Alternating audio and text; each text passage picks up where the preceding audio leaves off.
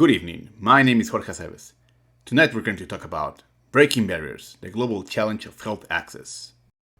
Every year, 100 million die from preventable causes, and that's a number that can be drastically reduced by making healthcare more accessible. Tonight we're going to analyze this important matter.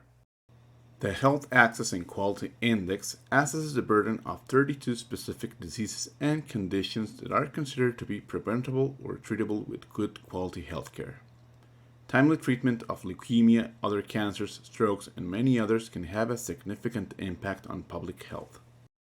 The mortality to incidence ratio is telling us that certain illnesses have a higher likelihood of resulting in death in lower income countries compared to higher income countries. This discrepancy highlights the disparities in healthcare access, resources, and quality of care between different income groups. Please note that in some cases, the low-income group mortality to incidence ratio is up to 3 or 4 times higher than the countries that have a higher income. The World Health Organization recommends a minimum density of 3 nurses or midwives per 1,000 people to achieve essential health coverage. However, it is observed that this recommended density is often achieved only after reaching an HAQ index of 55 or higher. This is suggesting that healthcare systems with a higher HAQ index tend to have a better distribution and availability of nurses and midwives. Similarly, the World Health Organization recommends a minimum density of at least 1 physician per 1,000 people to ensure essential health coverage. However, this target is typically achieved after reaching an HAQ index of 45 or higher. The COVID-19 pandemic has indeed underscored the importance of having an adequate number of hospital beds to respond to surges in healthcare demand. While the World Health Organization does not provide specific recommendations on the number of hospital beds needed, it emphasizes the importance of having sufficient healthcare infrastructure to meet population health needs, including during public health emergencies. This map shows a relatively higher level of government funding and healthcare spending in these countries, indicating a greater capacity to allocate resources towards healthcare provision and infrastructure. In the upper middle group, there is a moderate level of government investment in healthcare and a relatively lower spending per person compared to the high-income group. While these countries have made progress in healthcare access and quality, there is still room for improvement in terms of increasing healthcare funding. In the rest of the world, the average health expenditure per capita is $103.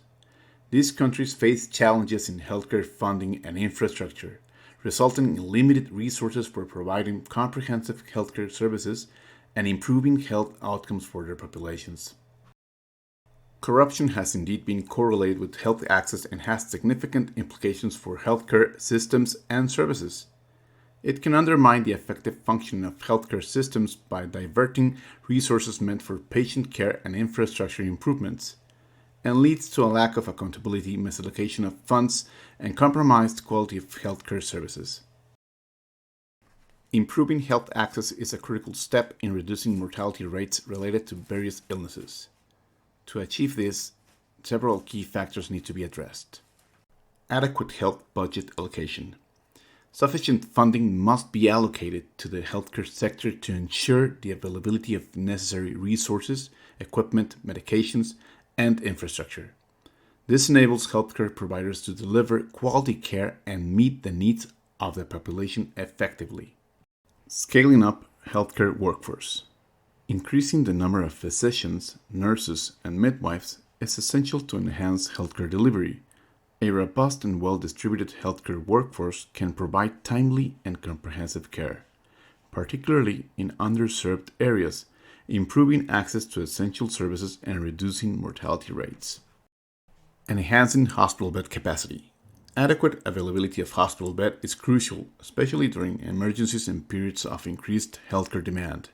Expanding and optimizing hospital bed capacity helps ensure that patients can receive appropriate care promptly, reducing mortality rates associated with delays or insufficient healthcare facilities. Addressing corruption. Corruption can hinder health access by diverting resources, compromising service delivery, and fostering inequities. Addressing corruption within the healthcare system is vital to optimize resource utilization, improve transparency and accountability, and enhance healthcare access for all.